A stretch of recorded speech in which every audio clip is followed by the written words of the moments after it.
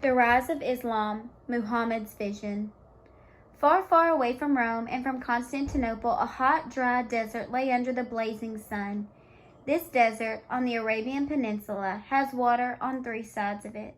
But even though water is all around it, the Arabian Peninsula is parched and sandy.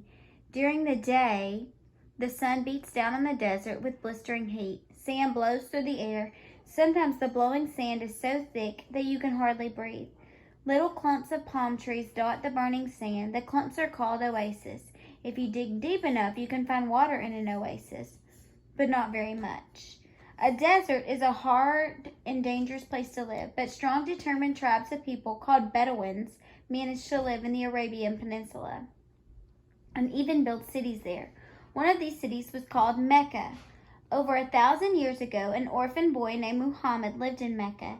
He lived with his grandfather and uncle. Although they had little money, Muhammad learned that a Bedouin should always help the poor, give food and lodging to strangers if they needed it, and take care of the sick. He helped his uncle herd the flocks of sheep.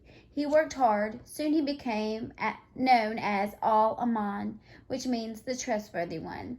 But when Muhammad looked around him, he saw other Bedouins treating the poor and sick badly. The men around him drank too much. They gambled their money away instead of buying food for their children, and they worshipped many different idols. Muhammad spent more and more time alone. He liked to go into the desert, away from the crowded, noisy city of Mecca, to think and pray in a dark, quiet cave. He wondered, what would make men change their ways? How could they become better? One day, something odd happened to Muhammad in his quiet cave. Here is the story of Muhammad, the story as Muhammad's followers tell it. Muhammad sat alone in a cave. The sun had set. The hot desert sand was cooling in the night air. A breeze blew gently into the cave. He closed his eyes. Silence was all around him. Suddenly he heard a faint musical sound.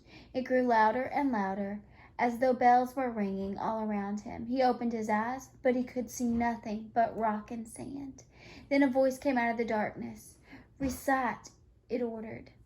Muhammad knew that he had been asked to receive and repeat divine words, and he was afraid. I am not a reciter, he cried out. Suddenly he felt himself crushed in the tight embrace of an angel, who demanded again, recite. Terrified, Muhammad ran into the desert, but the voice spoke to him again. Muhammad, it said, Muhammad, you are the messenger of Allah, the one true God, and I am the angel Gabriel. Muhammad looked up above him. He saw the angel Gabriel like a huge shining man with his feet set on the edge of the sky. Light came pouring down from Gabriel, and as Muhammad watched, Gabriel disappeared into the sky.